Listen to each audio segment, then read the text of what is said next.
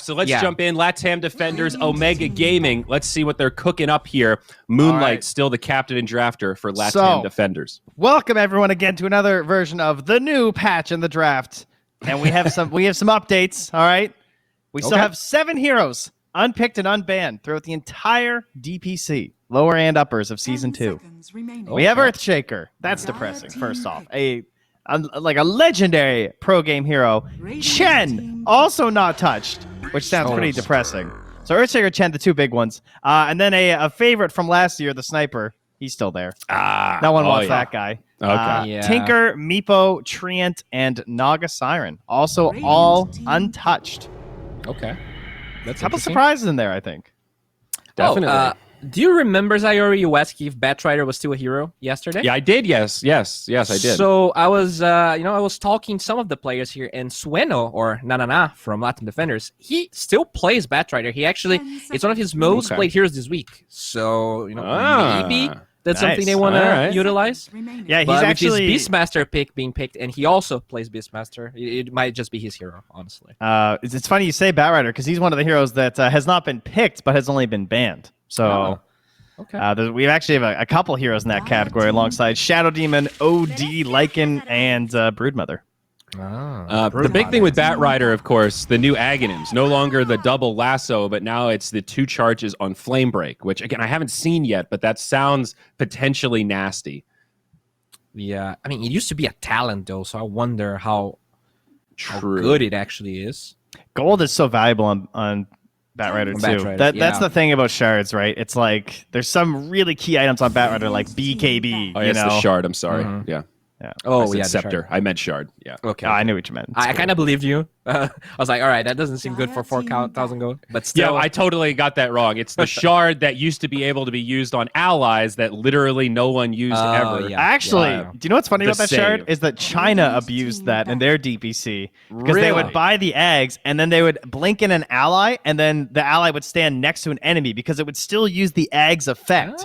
So they were blinking in, stunning, lassoing the ally, so you only get the 20-second cooldown and pulling the enemy out that way. It was like a cheese strat that got used for like a week straight in China. Okay, that's pretty big brain. I mean, 80% damage reduction. There's something there. That's hella creative, dude. I love it. So then you have a low cooldown lasso, but we'll see if it returns. Yeah. By the way, Willow, this is the first one we've seen this DPC season in South America. This is kind of cool. Yeah. I was looking at Mingate's heroes, and he's playing a lot of that CK you asked was still good. So I wonder if that's something we're going to see here. We do have the Timbersaw being banned, so I think it already makes CK pretty good. True. I'm into that. Interesting the way this thing all started too, because we were talking about Beastmaster got totally ignored yesterday, right? It ends up being first pick here. They go for that Phoenix and they leave. They know that this is happening with the Snapfire, and they didn't take the Mars. So I'm very curious. Like, we have to see the real power of this Willow, because it's either going to be very good versus the Beastmaster for some reason, or they just really, really like the hero, because ignoring the Mars seems a little crazy to me. Wow. Same. We did see this Centaur, though, yesterday. Very good. Mm-hmm. I think this hero is busted, dude. I played a couple of games against Centaur, and the cooldown, the level 1 stampede being, I think, 20 seconds faster, just makes this hero really good. It's like a reverse Spectre. Like you can be you can be doing anything, and you like help initiate, help disengage. It's really reverse Spectre. It really helps your team a lot, and they already have this Phoenix, so it's really easy for them to engage, re-engage. So why is he so good now when he was so trash last patch? Is it really just because of the movement speed changes, like universally, that or was he already kind of good and we just were ditching him? I think he was kind of good. Then you buffed Vanguard, which is a hero, and I think this hero already wants to build. I think it's all of those small little things. And you did nerf a couple of heroes that are really good. Ursa didn't get nerfed. Monkey got nerfed. That's true. Yeah, Monkey got destroyed. That's a big Only one. Ursa lane's okay versus him. I do think he suffered a little bit of the overreaction, though, Trent, because the patch before this, I think, was when they changed him back. It used to be Retaliate Centaur, and now we're back to like Double Edge Hoof Stomp Centaur, right? And we saw that in a couple of games after the changes. People were really excited for it. It felt lukewarm, and then it felt like Centaur just took a nosedive and everybody gave up on him. And I don't know if that was a totally fair assessment, you know? Yeah. I mean, looking through all his changes, it was a lot of nice number changes too. So yeah, okay, I can get behind this. He got some backswing changes too. Plus, right? yeah, now that I've seen Vanguard Centaur with Bracer and he's like 1500 HP, you know, that looked pretty good yesterday. Yeah. Radiant team. So I didn't What's go our now. 5 here? The ABBA. Nice. Okay. Really Seen good this this game. Pretty commonly, yeah. Great aphotic shields. So some flexibility here. Probably mid Beastmaster and probably 4 Snapfire, but 10 It's can a move dumb stuff around question, here but if they can want. you self-cast your ulti when you're feared? Yes. Okay. Oh, feared. I didn't test that. I don't think Yeah, fear is a silence, so you should be able to. Yeah, my thought is you should be able to, right? Yeah. I'm just But gonna test there's, that could be a weird interaction because there aren't many fears. I don't know if fear is like a special game state. It's like your Kinda lone thing. druids and your willows and your SFs. Who else do we even have anymore? Quap, Terrorblade lost his, right? I think Queen lost hers too, didn't she? Did she have it again? Oh, Yes, did she? she did. Yeah, she did. yeah, she Oh, lost yeah. hers. That was a big nerf. Yeah, for so her. there's not much. We had a fun little time with lots of fears all over the place for a bit. I like this Lash pick. It feels like they've been following the. If they want to play CK, they're already protecting the CK anyways. And if Latam wanted it, I think it really makes it hard to pick PL, hard to pick a lot of these. They needed heroes. push. All right, no, you can't self out during fear. Okay, so Confirmed. fear is a greater than stun. That makes sense. I like that. I think that's how it should interact. I prefer that. Dire team back. I'm okay with it as long as fear is a limited thing that only exists in certain situations. Wow. This troll pick, this is a really hard troll game already, I think. All of the heroes on the Omega side are fast. Then you have Centaur disengage. You have... I have a prediction. Which one? 10 seconds. Troll's going to do okay in the lane. He's going to farm up 1 or 2 items. He's going to have to get a second item BKB. They're going to take maybe 2 really good fights with the 10 to 8 second charges. And then once Trolls... Oh, you even saved yourself. You said 10 to 8. Damn. Yeah, it's 9 to 7. It's 9. You mean your 9-second BKB, You're sir? 9. I'm sorry. Okay, you're big BKBs. Once that thing gets down low, this troll is just going to flop over, and at 40 minutes, the game's going to look easy for Omega. Yeah, I didn't think Troll got that nerfed, but with Centaur being in every game and Abyssal having no range, I feel like this hero's going to struggle a lot to get on top of people. God, I the hate nets. those number changes. You can't even say 5-second BKB anymore either.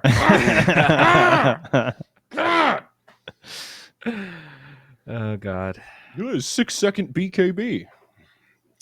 Anyway, I just think Troll's too reliant on that item. And what did you say the other day, Trent? Black King Bar is no longer as good as it used to be. I don't know what it is. It's just different. It's better for some people and worse for others. Who is it better for? It's better late game because you still keep 6 seconds. Yeah, people who buy it like really early feels better, right? Exactly. Okay, exactly. yeah. So I guess technically Troll's in that category. And I think people who only need it for a certain duration, like Enigma, for example, just feels better because I only really need it to Exactly. cover my black hole. So Okay. that extra All right. second's just good. I like that one. You know? I think that 20% buff on the 5 seconds for Troll is kind of a drop in the bucket, though. Probably. 5 seconds, 6 seconds, it's not enough. Let me put it that Well, way. to You're be not fair- killing their whole team. You're also using it with your ulti, so it is kind of a big deal. Yeah. I mean, it's definitely core. Don't get me wrong. You need it. You need it. Contrary I just to what don't your think it's teammates go for? Is that 10 seconds remaining. So I guess they like an offlaner on Latam, right? They took the Tide Hunter. What else is really good here? Yeah, you could put the beast mid, basically, is what they're assuming. Or the snap mid, I guess, too. Bat Rider. Bat Rider.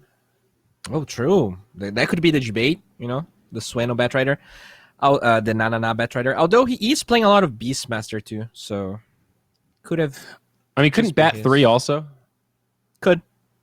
Is that bananas? I think it depends. They don't have last pick on Latam defenders, so it really depends on the matchup that Omega goes for. They probably I like have. the Pango. They could go for an off lane / mid hero now and decide afterwards. Maybe a Pango, but it's banned. Maybe. What about some crazy space maker like Brewmaster, some dead ass panda like that? I wouldn't mind like a 10 seconds Tusk too remaining. if they did like Snap 3. Yeah, okay. I could be in on also that. be pretty strong. Radiant team pick. And they go Sand King, also solid. Also a hero Nanana plays middle. I'm not sure if you remember that season. How could we forget? You're right. But against this Shrek, I think it's impossible. So he might just sounds- play mid Beastmaster, honestly. Sand King Lesh sounds like a horrible matchup for the Sand King. Yeah. Like, like we lost already. Horrible. So how self-sustaining should this safe lane be? Like, do you need to go mid and like deny a water rune? Is that your goal right now, or maybe only the 4 is supposed to do that? Because I feel like you really want to keep these runes away from the Beastmaster. And now you're going to be laning versus a Sand King and potentially a Snapfire. Like, are they going to like Lifestealer or something here? Is this a Drow game? I see Oh, that they have a troll. troll. I think Drow. Yeah, I don't You definitely want a like- ranged hero. Drow versus Sand King, though. It's a little. I think you just explode. Medusa was a great ban. I think that could have worked nicely. I mean, the PL is in. Not amazing for PL. Yeah, Bit awkward. It's a hard pick. I gotta be honest. I don't think Void is really that good too. And Because Jugs. eventually Tro gets the maybe Wraith King. It's fine. No, he's gone. I actually think Void's pretty Panda. good out of all the options. Whoa. That's Bloodseeker. nice. Someone who's actionable, has some I like spells. You cannot dispel the Rupture. Yeah, he actually really strong versus Tro because if he starts chasing people, you just Rupture him. Bit of a timer draft, and we saw yesterday Beast Coast were able to win a relatively late game with a Bloodseeker. But I think Latam defenders fairly obviously have the better late game if it gets there. I would say so. I think this Beastmaster, they just push really fast. So Latam, they can make more mistakes and still win, pretty much. Oh yeah, I agree wholeheartedly there. Not sure what to think of Dark Willow right now. Cautiously optimistic on this hero, but have not seen her since the patch dropped. I think that's that's- a big question mark. This egg's going to struggle a lot, right? These eggs are like worthless. They have Beastmaster, Troll, and Snapfire. Yeah, that's true. Yeah, and they will get the shard on Tro eventually too. So it's like Oh, yeah, that's free. it's What's not the even an attack speed set? ability. Yeah. Yeah, and how good's the Sunray? I mean, Lesh, but it's good with the Centaur, obviously, with the percent. Yeah. Wow, you're right. It's I think I've got to go Latam on this one, even though I think it's not necessarily easy for the troll. The Beastmaster enables this game at large to be a lot easier, I think. Got to I'm play gonna fast from go- Omega. yeah.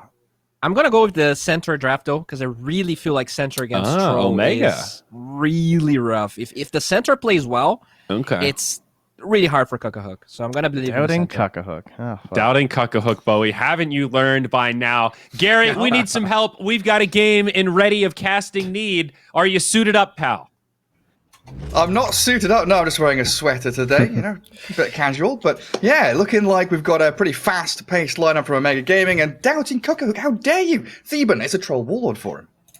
Yeah, I think Latin Defenders drafts is looking good, like how the panel said. I mean, Centaur, Phoenix, this might be the new meta stuff, but they're still going to struggle against a troll of battle lane. That is freaking vicious. And then we got the Beastmaster. Finally, Gary, I was thinking yesterday and the day before, where is the first phase Beastmaster at? This Aghanim's Beastmaster is absolutely bonkers. Like, this has to be fixed. And then here we have it. Finally, we're going to see it in action. Ags Beastmaster. Yesterday, we also saw one, but it was not Ags. Yeah, did we see one on the first day as well? I'm trying to think back to Monday now. We did. Yeah. It was pretty good. It was pretty good. I think they won that game, right? By the Binomistas. There we go. That's the one. And the big Beastmaster axes. Yeah, we Mm-hmm. do have a little pause here, waiting for everyone to get back into the lobby. And the Aghanims they're mentioning on the panel, looking at all these Latam Defenders heroes, if they do get them going, it's just an entire Ags lineup starting to charge you down. But you were talking about that lane stage, right? The Abaddon Troll Warlord. I mean, it is a Centaur Dark Willow, and that's kind of a classic combo with a lot of stuns. Do you think they are going to struggle that much? I think so. Actually, I'm not sure which one it might be, if it's a Phoenix or the Dark Willow. I think they both have some potential. In some cases, I would actually prefer to have the Dark Willow and the Bloodseeker laning together, because now you have the Bramble Maze into the Bloodright combo instead. And the offlane, you can just let the Centaur and the Phoenix just constantly shove the lane out, play for pulls, play for farm. Because if you have the Bloodseeker and the Phoenix lane, now you don't really have a lot of kill potential anymore in the safe lane, which I think Bloodseeker likes to have a lot. But if it is the Dark Willow and the Centaur, they might be going for the kills, but the Abaddon's going to be really hard countering that Dark Willow lane. Yeah, true, just dispelling off everything, right? And I guess then you start getting into the argument of, like, would you rather have two lanes that, kind of go 50-50, or would you rather have one lane that's, 80% favored and starts dominating, and then the other lane suffers heavily? And then the thought process of, will the Bloodseeker catch up if we give him a poor lane stage and try and get the Centaur up and running early on? So a lot of factors there from Omega Gaming definitely to take into consideration as we get ourselves into this first game of the series. At last, Gary, I think we've had one game, like not even an entire series, one game where the game was not paused at the start. There needs to be a rule about this, Gary, that people are not allowed to pause at the start of the game. It's becoming a tradition now. It's starting to get out of hand, and I feel like this is like the one, like SA region and NA region, they tend to do this quite a lot. CIS as well. I noticed earlier on this year and then late last year, it was I was casting a lot of CIS though in every game. There was a pause at the start. Not so much in China, Europe, and SEA. And I would like to say, like, those regions, they got a lot of big teams there. So if those guys can do it without pauses, then hello, teams. Yeah, get into the groove of things. Well, we have the classic standoff against both teams here over the river. Radiant up at the top spots, Dire down the bottom, and it doesn't look like anybody's contesting. Maybe someone will come up to this mid lane to maybe scout out the observer wards, but for now, just let everyone get the bounty runes. Yeah, you can see that the pattern growing right now is at least one ward on the runes, so you know if there's like a fight starting, and you can position yourself better for the first bounties. Is extremely important to get these early bounty runes for these games. You can see how the team's early game, how much pressure they're able to apply. Just getting those tangles out or salves out right away can indicate who will win the lane. Yeah, such a big impact when you've got these early regen battles and trades. The axe is already from Na. Starting out in that mid lane against the Lesh. Jim Mari there, with the Lightning Storm level 1. And the panel was talking about the matchup, Sanking against Lesh was a thought process that crossed their minds. Is it much different, Beastmaster against Lesh, than a Sanking Lesh? Because they're both melee heroes. Yeah, definitely. I mean, Beastmaster's not a melee hero, Gary. This is like some next level spell casting, long range dude. He's just gonna constantly cast axes and just shove the lane out, play for farm. His game does not come online until he hits that Aghanim's. Where if it's Sanking mid, he's gonna have to go in there to last hit creeps. He's gonna have to Sandstorm and possibly get edicted and stunned up. Yeah, sitting in that creep wave. Down bottom, Thugger is level 1 still. Oh, he pops the Fairy Fire, so he is alright now. A bit of expenditure from the Dire team, but no level 2 just yet on the Grandma or Sanking. And keeping that Bloodseeker safe. And we also saw a little battle where Angel's Abaddon is literally just chasing the Dark Willow around. So you actually have a straight 1v1 versus Troll and the Centaur in that lane.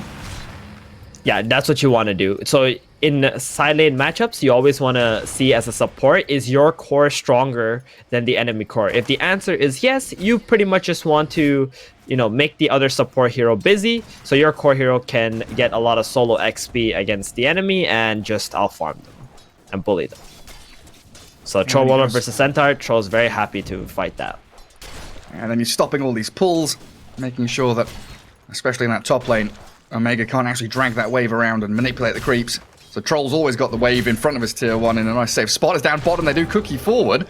Mengate Fairy Fires, not much regen remaining, but he does have boots up. Bloodseeker sprinting away, with Dive coming off cooldown in a second. It looks like Thugger should be fine as well, just to get back to his tier 1. Valkyrie here didn't actually pop a stick to get the stun onto the Bloodseeker. Maybe a little bit of a missed opportunity, but that's alright. Does have to scurry back to his tower as that creep wave's dying to it. Oh, here we go, Centaur. He's in a lot of trouble, Gary. Oh, yeah, he is. But he gets Lots a of good stick. stomp down. 2 heroes locked in place. And then the salve comes out for him as well. So he can stick around in that lane. Yeah, it's very good from the Dark Willow here, buying a salve in the early laning stage for her offlaner. Normally, you don't see position forwards buying healing salves like that. Yeah, it's usually the 5. Like, Angel's Abaddon has one as well, ready to give to Cook if need be. Straight back into it. Just right-clicking this poor Dark Willow. I'm a little surprised he didn't go for Curse of Avernus level 2, honestly. The way that he's playing. Yeah, it's pretty different. I would say most Abaddons do go for the curse, like no matter what. So he's very much relying on the sustain in this lane. Maybe realizing that the Dark Willow can potentially dish out a lot of damage onto his Troll Warlord. Wants to be ready to just save him. We might see him when he hits level 3. ZXC just going to pop the mango, thinking about going on Angel. Ooh, we got some stacks going here. The The Snapfire. big camp. Yep, at the Snapfire. Building up for the Beastmaster. Oh, that's going to be huge, yeah. And Phoenix is going to Yep. scout it, so at least Omega know that's going on. That's going to be a massive You know- amount. I mean, You see in this Beastmaster's skill build at the moment? a couple of points in Call of the Wild. What was it 3-2-0, yeah? Yeah, I think the real build for Beastmaster now is just max out Wild Axes, get 1 point in Inner Beast, and just get stats. Forget about Oh, Call of really? the Wild. Yep. Forget about Call of the Wild. Just get your axes, play for last hits, play for shoving lanes out, get stats so you can get a little bit more mana, you're tankier, and you just farm, get to Aghanim's, run around, shove lanes with your axes, and then once you start leveling up, yeah, you'll get your call. Because the board just doesn't feel that good if you're not maxing it out right away. Yeah. I was looking at it, and I was about to say, what about a value point? You know, what about 1 point in it, just like 1 Hawk, 1 Boar? But you look at the Boar stats, it's like garbage. It's You know, really if you bad. go for it, you have to go level 2 at the very least in that Call of the Wild. Middle tower Doubling Yeah, up on it's- the slow, the damage. Exactly. It's actually old school Dota 1 build where you go axes and stats. Oh, really? I mean, the What was the- stats what was- only returned like what, a couple weeks ago, right? So we Yeah. haven't seen those things in a long Radiant time. structures are What was we the will item be build seeing back it. then? Just normal stuff, you know, axes and boots of travels and just running around shoving lanes out. Well, that mid tower. Sometimes Necrobook. Edict going. Jemari close to bringing it down, but it looks like the deny for Nana is going to be there. has been denied. And Moonlight sets that deny up, of course, defending the tower. Yeah, he brought back memories now, like burning anti-mage. Going like 1-1-1 build into stats. A Exactly. long old time. Moonlight. Oh, nice The roar. roar onto Phoenix. Very nice from Nana. First That's blood, first 6 minutes blood. into the game. Oh, they lose the mid tower, but they get the first blood, and they get another kill top onto the Centaur. Hold And on, maybe the Dark Willow too. Into the Shadow Realm and a Fairy Fire. Angel and Cock-a-Hook, not too much left to give, and, well, that miss out of the Shadow Realm, not too hot from ZXC. Yep, so 2 lanes right now for Latin defenders, picking up a good chunk of gold there. I mean, it's pretty big, though, that the Leshrac did take the mid tower, but that was bound to happen, as this Beastmaster is just constantly going to be in the jungle trying to farm his Aghanims as fast as he possibly can. Yeah, now Lesh has taken that tower. He's kind of open to maneuver across the map. Level 7, looking for the rotation top. They know that there's Troll and Abaddon pretty low on the regen, and they have expended a decent amount killing Centaur earlier, so sprinting up here for the Good freebie. catch. Finds the Abaddon and maybe a bit of damage onto the tier 1 too. Yeah, this is the problem with losing your mid so fast, though. Leshrac just moving straight to the top lane. Gonna be able to sit up here with 3 heroes. Dark Willow going mid, leeching some of this XP. He's gonna be very happy. That means he's pretty much guaranteed to get level 6 at 10 minutes. His towers are coming down Migate. quickly. I mean, Migate down bottom. He's throwing the blood right Nice in, but he's been rotation. left alone completely. Yeah, Beastmaster swings down there. He's got to know that if no one's defending top lane, they are looking for action elsewhere, so a little bit out in the open. Yeah, I like Nana just not staying in the jungle right now and seeing that the Leshrac is top, moving towards bottom. Maybe he will help take this tower as well. I don't think Omega here are gonna want to TP in a bunch of heroes into this choke point and try to defend this. So they will at least be able to get one tower on the Latin defender sides, and then maybe chill out, start going back to farming this Aghanims again. Guys, it's so weird seeing Beastmaster with no points in Inner Beast right now. Yeah, it is. 4-3-0, a tower slowly chipped away at.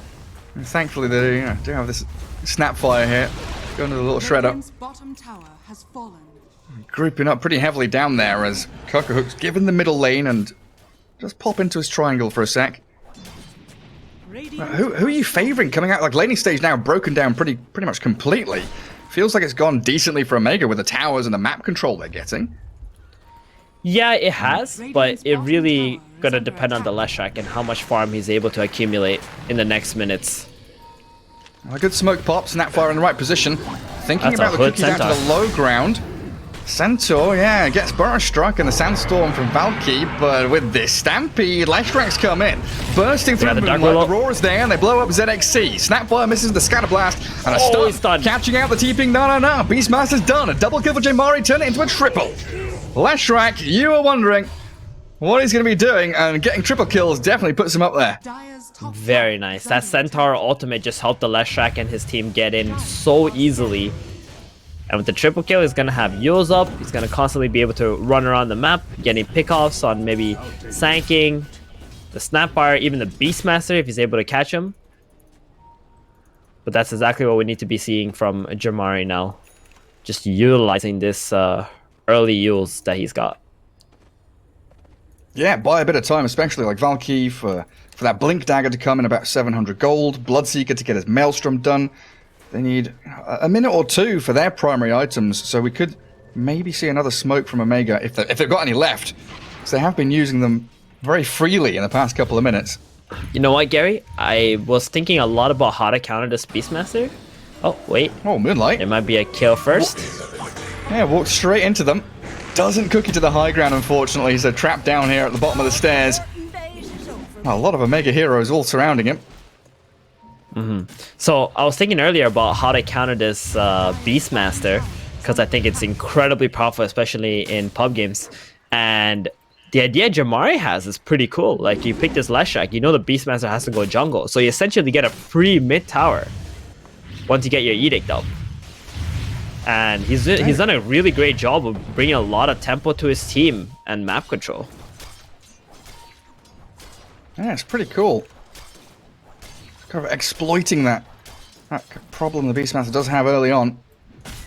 But we're getting to the point now where we're going to see Aghanim Scepter, what, 12, 13 minutes into the game? Yeah, he'll have it at 12 minutes here. This hero farms very quickly. They're actually going to smoke behind him. Roar at the ready. Sand King. He's got his Blink Dagger here, Valky. Does he make the jump onto Lash? He does. They've got the vision.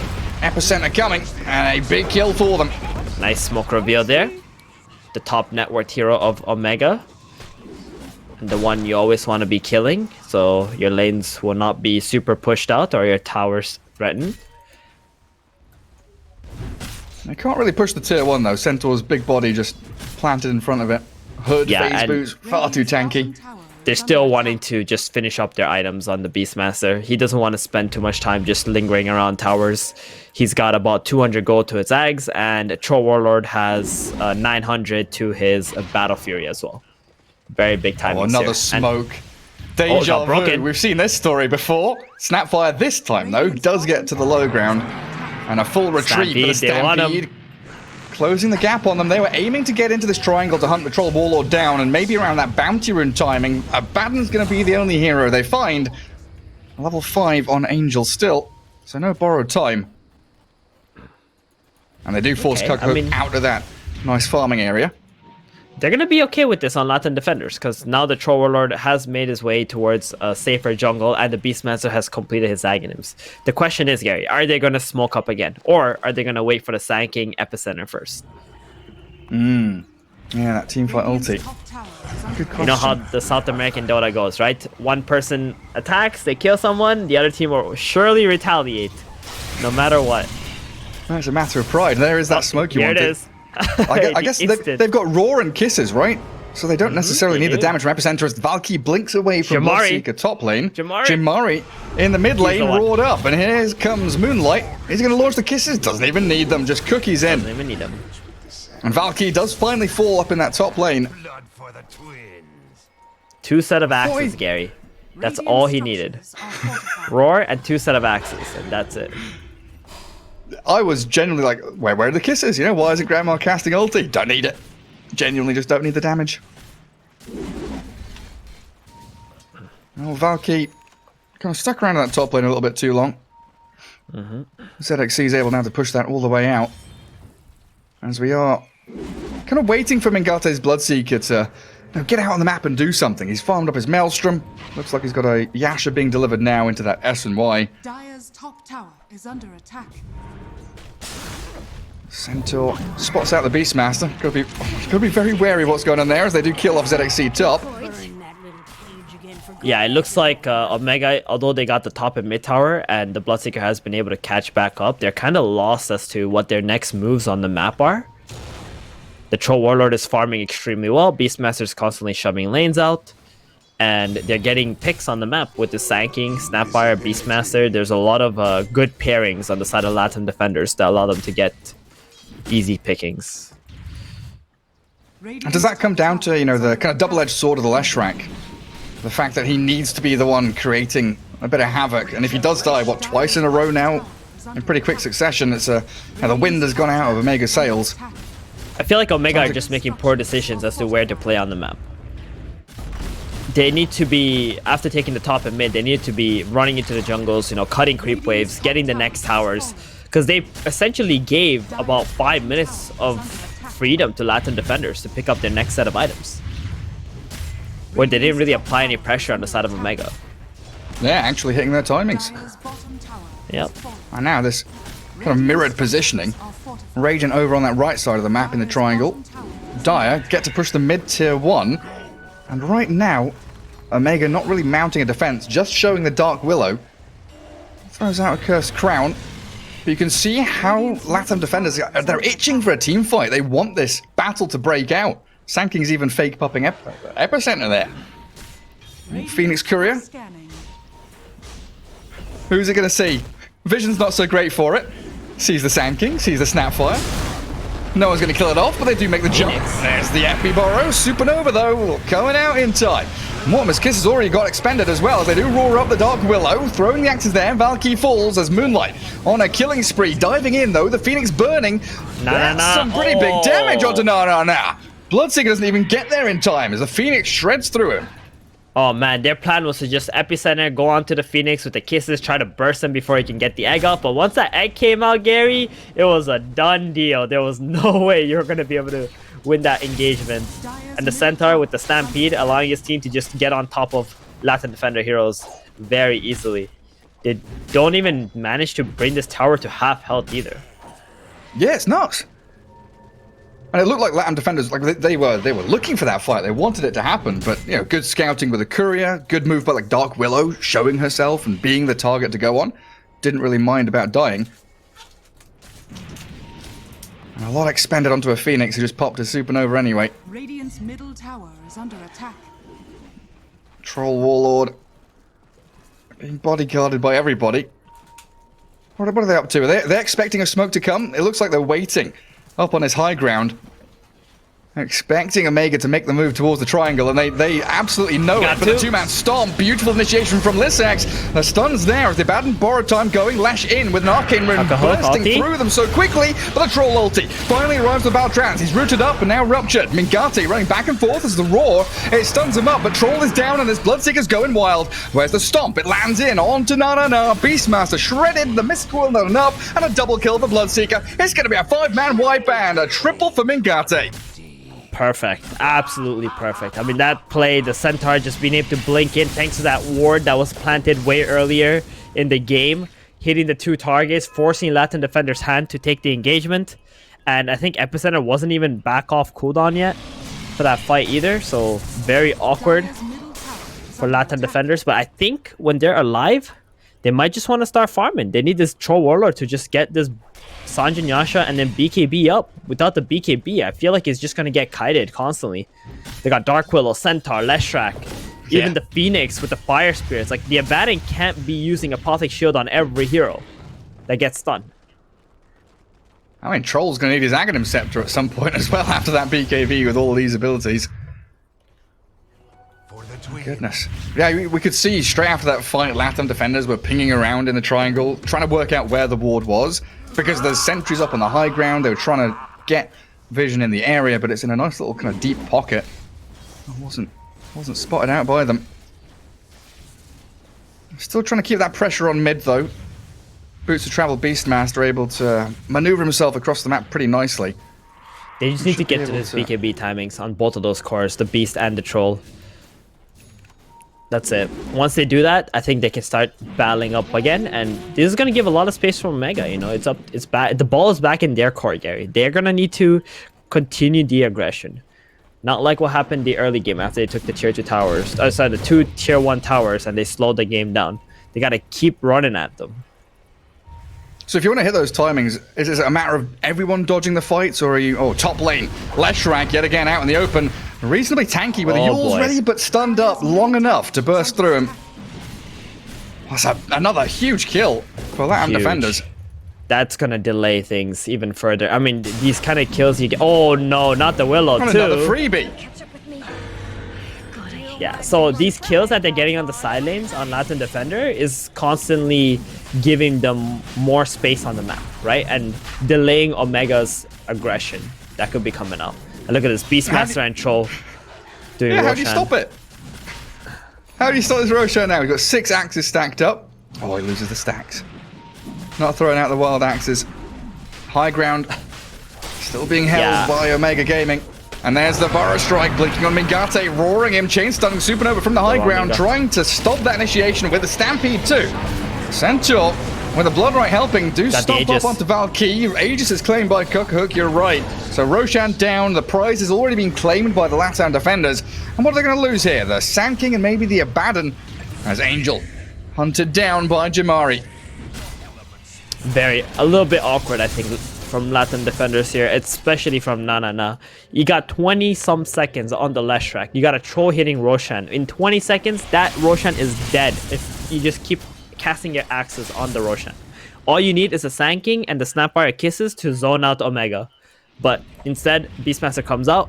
He starts to zone them out with the axes. Now you don't got the damage for the Roshan. Trolls pops the battle chance on the Roshan. You still have to sacrifice 2 heroes. They get the Aegis though, nonetheless. So I would say very small win for Latam defenders, considering what it could have been. It's another delaying tactic as well, right? Like your main point about getting to the BKBs, that Aegis allows them to do it much more effectively. As they sit behind the Troll, under the guise of smoke, and he's just going to focus on that tier 1, forcing Glyph. Nothing's going to stop Cookhook there. Omega Gaming, they can't really mount a defense to that tower. 2 heroes pushing top. Nobody really in position to fight. Yeah, so they're just gonna go to the tier 2 bottom. Doesn't really look like Omega are ready for this engagement. Phoenix is level 11, like he's almost level 12. He wants that level 2 egg. That's gonna be a pretty big deal. At least the Snapfire will not be able to kill the egg on his own with the Shredder. Oh, brambling up the Troll. Also, Blink stomping him. Trying to pop this Aegis early on, but the Battle Trance is there from Cookhook with the Epicenter. Valkyrie helped down by the Kisses, taking down the Centaur and landing on that Supernovering Phoenix. Aegis is claimed though, as Mingate's BKB goes to work. The Bloodlight coming, and Troll Ball already stunned up and destroyed. Even with that Burrow back in onto Leshrac, it is Omega Gaming mounting that defense there, bottom tier 2, taking the Aegis, the Troll Warlord, and potentially more. Angel is on the run, but Jamari, he's got his number here. Stun in. Stop the TP, force the borrowed time, and slowly but surely whittle down this Abaddon. He just popped there. But yeah, good initiation from Omega. Seeing the Troll Warlord was already low health. Centaur just jumping onto him, not caring that there is an Aegis. Because without a BKB, he still can be locked up. Even if Abaddon does manage to remove one of them with the shield. Because I do have that Abaddon save, but in that kind of situation, you need your Sand King to to be pretty snappy with his counter initiation. And brambles into Blink Stomp from Centaur. Needs to be punished. The fear is so nice too, Gary. Like, everybody comes in to try and save the Troll Warlord. You get the Terrorize on the backline, and then you drop the Supernova as well. And now you don't have anybody who can try to save this Troll anymore. Yeah, can't hit the egg, can't save the Troll. Yep. It's very solid combo here. The Dark Willow plus the Phoenix. With the triple, heroes, the core heroes that can constantly run into the battle for you. And what do we got now? The Shard on the Dark Willow. So Curse Crown creating even more bramble mazes. Even more annoyance and roots coming up from... I also noticed one more thing, Gary. Check out Centaur's neutral item this game. What's he got? Oh yeah, it's the chip vest. Yeah, that's the upgraded chip vest, right? Like, it got buffed up. Then you got the Retaliate. The Troll Warlord with his ultimate, like his lifesteal, was not able to lifesteal anything while he was attacking the Centaur. It was actually hilarious. What is it? Is that 90 damage return? Base. For every hit. That's the base. There's Valky. And he's being jumped here. Gets off his Essence Ring, but he's silenced. Yule's up into the air. Still ruptured, though, as Mengate should slice through him. Chasing forward onto the Beastmaster as the bigger ticket target. Nah. Destroyed by the Bedlam. So much magic damage from Omega Gaming just bursting through them. Yep, they got the hero that can get on top of this Beastmaster. You got the Stampede into the Blink. This Beastmaster, he was queuing up a BKB. He decided to go for Kaya and Sanj first. I think that's a huge mistake. And now he's going to regret it big time, because he's going to need to farm 4,000 gold before he can team fight once again. I'm glad you brought that up. I was about to ask you. I clicked on Beastmaster and saw the Kaya Sanj. Yeah. I was wondering where that BKB was. Top lane, they are lining up. A kill on Jamari now. Stunned up. There's the cookie and immediately dispatched with. I don't know what he's doing up there all alone, but he's dead now. Dire's middle tower has fallen. Oh, high MMR player things. Just playing solo, killing creeps, maximizing farm. I feel like every one of his deaths has been in that situation. Like 2 of them mid, by where himself. Yeah, by himself, 3 atop. Space created. Probably what he's saying to his squad. Mengate heading into that Lincoln Sphere next. He's going to get that space up top to farm away, but it's the Latam defenders moving again towards the bottom tier 2. You know how much he's retaliating right now, Gary? How He's much? retaliating for like 130 damage. Yeah. What? With the chip, like, including the chip vest. Yeah. Yeah. So Pretty if someone's nice. hitting him and he's hitting someone, he's basically got DD, right? Yep. That's a little bit silly. So it's actually pretty good if, like, the troll does pop his battle chance and you just, like, blink in on top of him with the Centaur and try to pull aggro. So why doesn't Centaur buy a blade mail now then as well? Just go all in, on the return damage. Probably just kill the troll straight up if he focuses you down. Yeah, I have a feeling someone on Latin defenders are gonna have to buy a Vladimir's, just so the troll has a little bit more lifesteal. It looks like he's actually queuing up for a Satanic, which is a great decision, because he definitely needs that against the Centaur. Oh, and the Dispel as well, right? Yeah, very nice. From the Satanic, yeah. It was a huge buff to Satanic. Oh, the glyph on the creeps top lane, Jimari. I'm not sure about this. No. It looked like a sneaky play, but the epicenter turnaround from Valky. Jimari still alive, has Bloodstone. He pops it and heals. Terrorize is coming, catching out the troll. Mid-battle trance too. ZXC still pumping out spells. The Bloodright comes through. Lissex is in the midst of it. Kukuk focusing down the Centaur and gets the kill, but Mengate trades for it. Abaddon now struggling as Moonlight destroyed, and the Yule's onto this Sand King, catching him out, forcing the burrow down, but a double for the Lesh. I wasn't sure about it, but Jamari damn sure was. He knew he was tanky enough to withstand it, and a buyback from Snapfire. Now, I'm not sure about this one. He goes and bites off more than he can chew for about the 4th time. He ran right into the Beastmaster's roar and just popped. I mean, that fight, Gary... I hate seeing it over and over again. The Troll Warlord did not click his BKB while he was chasing the Leshrac with his battle chance. The Leshrac just turned around, split Earth, and the Troll got stunned, locked in place, and he got kited by the Lesh after that. And then the Centaur did what he did, right? He just blinked on top of him with the chip vest and then retaliate, and Troll pretty much just killed himself on that damage. So very unfortunate there for Latam defenders. I think if Troll clicks a BKB with that battle chance, he just picks up the left track, and then the fight just becomes so much easier for them. Radiant's middle tower is under Yeah, it turns into that 5v4, and suddenly you're not dealing with the Exactly. Bloodstone Lesh pumping so much damage into you. And I'm kind of curious about Jamari's build too. He went yes. Bloodstone into Kaya Sanj, just know- like the Beastmaster. You know that move that dogs make when they're kind of confused and they tilt their head to the side? Yeah. 3 seconds before you started I love talking, it. I clicked Lesh. I made that move. Are these players allergic to BKBs? What's happening? I think so. They're allergic to BKB because it's an amazing BKB game. Beastmaster's axes, they're not physical damage anymore, guys. They've been changed. It's magical damage. So if you have a BKB, you're very happy. He will not be doing DPS to you. Sanking Well, stun, we'll see. you got Snapfire, you got Troll Root as well. There's so many Yep. things that you gotta be BKB in this game. Dire. There's an are awful scanning. lot. They do move northwards. Snapfire there just clearing out waves and hiding in the trees. Jamari's no. Wait, yes, hello. He spots them. Moonlight yields up, finds the Snapfire, trying to be a sneaky devil. And they've got a lot of heroes there. As Roshan is about to respawn, so some pretty good timing with 90 seconds on that respawn timer. Snapfire is not going to be a part of it. Dire's top tower is under attack. I want this tier 2 top first. There's no glyph, so it should be a pretty quick one with that edict. Dire's top tower has fallen.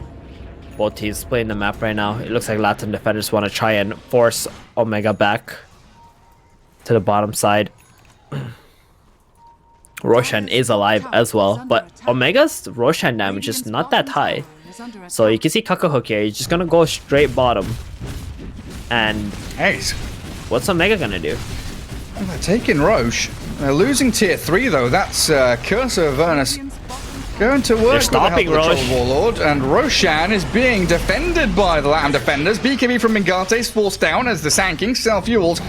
Valkyrie still in the sandstorm, and there's just no reveal BKB there. They can't see roar. him, so they roar up the Centaur, kill him off. Valkyrie still alive. Meanwhile, Roshan killing off the Sand King because Mingate's run back in to try and fight. No, with the BKB popped, he axes and nearly kills the Bloodseeker. Not quite enough, but this is Latam defenders in position to what? Push bot lane still to try Roche themselves? What's going on? This game is so Oh wait, chaotic. Jamari. Hold on, Jamari's in the pit. Went back to base because he's like, oh, I gotta heal my mana, and then Jamari walks in and steals the Roshan. What? Kakahook didn't like that so much. Supernova with a Sunray though from the high ground, the Bloodright 2, Kakahook, BKB, and Battle Trance. They're both popped, but he's been stunned by the Supernova landing there. Thorgo's gonna get shredded by the Troll Warlord. He needs the damage of the bash and the stun. It's there. Jamari's first life is gone. And he's arrived back in. Full HP, full mana. Ready to battle onto this Lash. Lincoln Sphere put onto him. The roots not catching. Migate slipped away as this Lash pummels into the Abaddon. Roar back the Dark Willow on the right hand side, but this Lash is unstoppable. No more BKB, no more Battle Trans, and no more Troll Warlord. No. Wow. Run back home. Gary, the Troll Warlord, he just started chasing the Bloodseeker. He just ignored Jamari, who was reviving from the Aegis there. And Jamari just turned around and soloed the other 3 heroes. Yep. Without the Troll, they can't really bring him down. Oh, man. That looks so rough. I mean, the chain of events that just occurred is just absurd to me. BKB.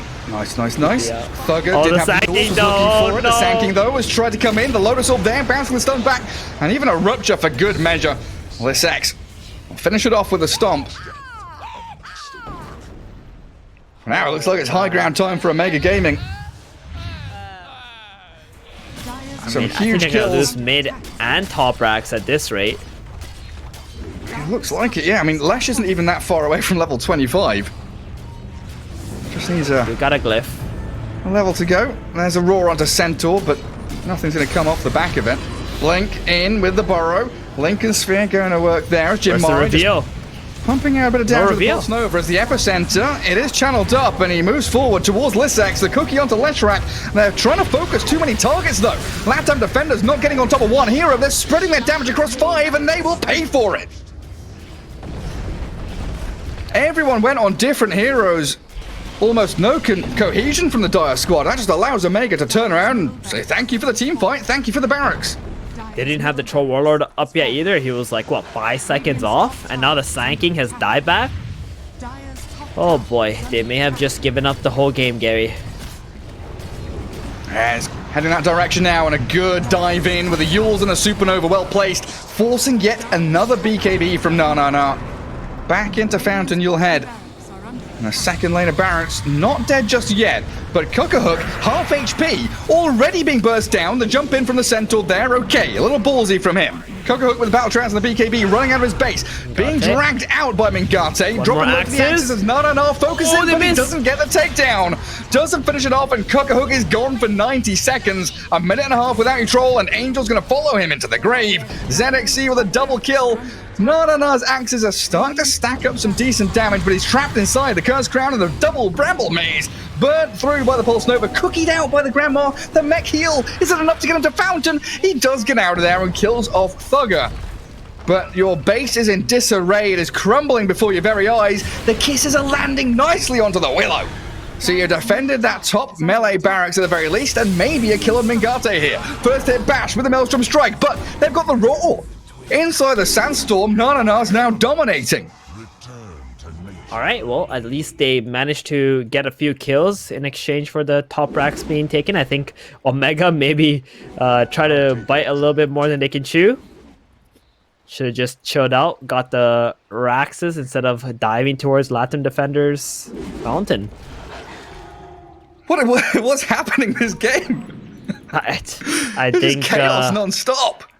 Omega is just a little too ambitious. That's the nicest way I can put it. I like it. Very political. They do have an incredibly strong 25,000 net worth Leshrac, so I don't blame them, honestly. 22 just bloodstone chilling. charges. They're just having fun, you know, taking a page out of OG's book. This is pretty cool, actually. Lesh with, what, 34% status resistance. That's why he doesn't need BKB, Theban. Because he has Titan Sliver and Kaya Sanj. Nice. He just wants to soak all the damage. Got it. And I guess they've got Lincolns and Lotus Orb on them as well, right? They do. Solar Crest, man, maybe something they're missing. Mm-hmm. Maybe someone could be buying that as well. Just stack everything onto your course. I really do like that Lesh shard. The Split Earth, like, returning over and over again. And it becomes bigger as well. Yeah. Like if you're in a choke point team fight, if you're fighting near Roshan or just sticking around in the same spot, it's another way to kite that troll. So big! My god! Like, when I first huge. saw that, I was like, what is that? Is my computer breaking? It's so scary. And then you realize it's just this shard. It's really hard to, like, push the high ground, I guess, into that, too. As it grows bigger and bigger. Yeah, it's pretty impossible.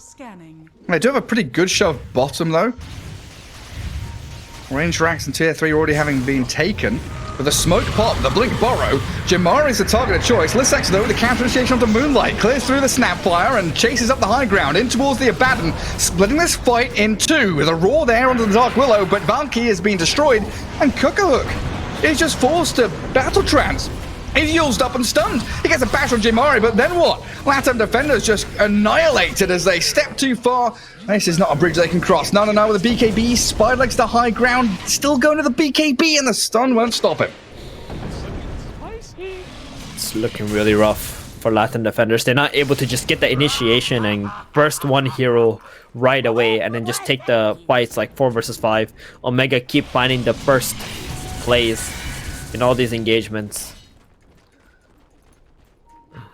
It just seems like they're too tanky on the side of Omega now. Every hero. Yeah, like you've got a 3,000 HP Phoenix right now. Yeah. Plus 5 Phoenix is unkillable. Bloodseeker's got 3.7k health. I think this is like one of the weaknesses to Beastmaster is like the later the game goes, his axes just need to be cast way too many times to deal enough damage, right? Yeah. And that's all you're doing, right? You are just casting axes. Yeah. You're not really doing too much else. I think the hero needs to be able to build into an E-Blade Dagon to be able to be strong in the late game. I guess that begs the question, why aren't we seeing E-Blade on this Beastmaster? I think people haven't realized what's the valuable item builds yet on this hero, Where's right? Thompson? Where's Thompson when you need him? Yeah, because if the hero has Ags, Bots, BKB, then you just go like a Kaya into an E-Blade Dagon. Every one of your axes amps the damage of your E-Blade and your Dagon. And then axes also get amplified themselves because it's also magical damage. Thanks to your E-Blade. So there's a lot of very good uses for it. That's the build. And then, of course, you know, an item like E-Blade, you've got that defensive ability too, not just the aggressive one. Whereas, you know, there's kind of Kaya Sange, Lincoln's, BKB Travels, they're all very, very greedy items, single purpose, single use. Yep. I could even make an argument for Shiva's being a really good item on Beastmaster, because you can slow the enemy down and then let your axes be able to be cast easier. Mm-hmm. It's pretty cool. That's a good shout. Oh, a courier kill up top. Could have had the double there, but Moonlight doesn't quite spot the Phoenix's one. And Roshan in just under 2 minutes. A little while till he spawns. Omega, they know this game is theirs. They just gotta secure the win. They're gonna play for this Roshan, play on top and midair of the map. I mean, the Rax is already dead, so the lanes will be pushing on their own. They could afford to just literally sit in the jungle, farm up all the jungle camps, just kill any Latin defender heroes that decide to come onto the top mid side of the map. And that's why Latin defenders right now playing fog, playing trees. Valky's kind of hiding top. Troll Warlords cutting down in this bottom lane. Nobody really showing on the map. Omega very focused around this Roche pit though. Could take the top outpost. Lissax will do just that. But when you are all grouped up here, it's given a minutes. Good opportunity to this Dire team to actually continue farming and get a bit of space on the map. And bottom lane has to be addressed eventually. DD rune denied by the Phoenix. Fair enough. Doesn't want the enemy to get it. Oh, hello. Jimari's moved forward. He wanted to catch out Moonlight here, and yes, the Lesh is tanky, but with the Troll, the Abaddon, they're all here surrounding him. The Split Earth, the big circles, they're landing and stacking, and Moonlight's stunned. He's alive. About the Troll, Leshrek's still alive. GG's called. They can't even kill Jimari. They knew it. They went on that hero, thinking if we can kill it, maybe we've got a chance, and if we can't, it's over. Game 1 goes the way of Omega. And Beastmaster, even with the Aghanim Scepter, Theban, not standing up to that Jimari Leshrak. Yeah.